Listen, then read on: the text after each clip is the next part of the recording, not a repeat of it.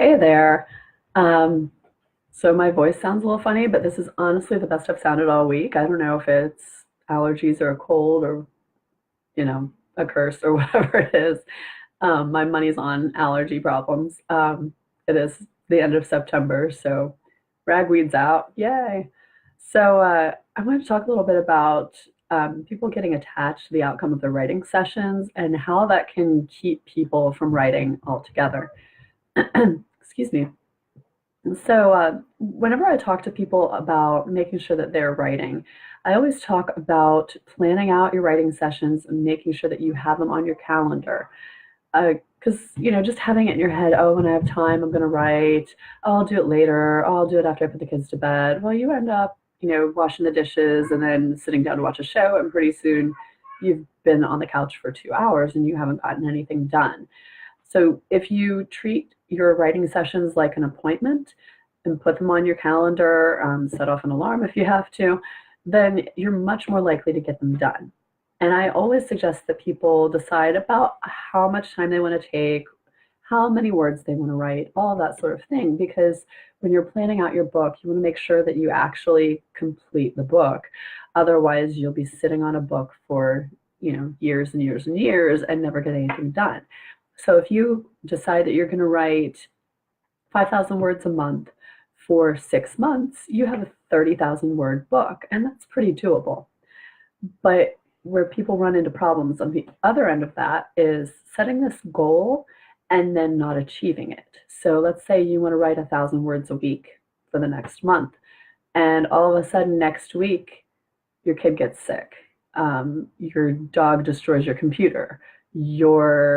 Um, your car had to go in the shop, so you were scrambling trying to, you know, get a ride here and get a ride there, and you had other pressing things going on. Life happens, and that's why you can't get so attached to the outcome of your writing sessions that you're beating yourself up, and then that turns into not writing. Because I know that can happen to people too. They'll say, well, there's no way I'm going to get 1,000 words done this week. This is so frustrating. I'm just done. You can't let that happen. You just have to say, you know what, this happened and I'm going to change my goal for this month. I'm going to cut it back to 3,000 words this month. It just means it's going to take a little extra time. Or, excuse me, maybe you want to change your goal so you actually keep the 5,000 words this month, but you fit in a couple extra writing sessions. And maybe you need to get a babysitter for a couple hours and go sit in a coffee shop. I mean, that's probably good for you anyway if you have little ones. So, figure out how you can work around this trap where you set a goal and then you don't achieve it, so then you don't want to do it altogether, because that's not going to help you get a book done. The goal is to be able to actually complete a book. So one thing that I like to do is, you know, switch things around and say, hey, I have this goal.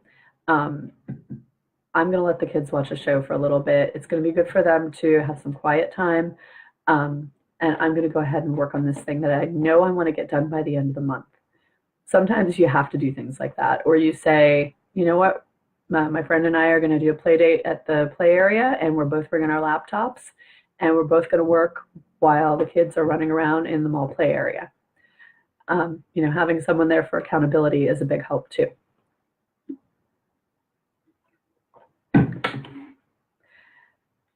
So how do you guys set your goals? How do you decide that you're going to meet that goal? And do you ever find yourself not wanting to write because you know you're not going to meet that goal? I think those are some important questions to ask yourself. And if you want to comment in the comments here, I'd love to hear what you guys have to say about it.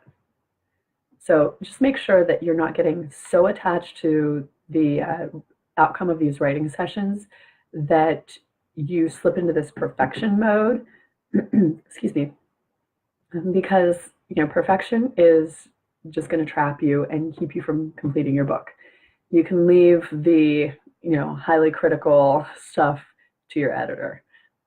So I'd love to hear what you have to say. Talk to me in the comments.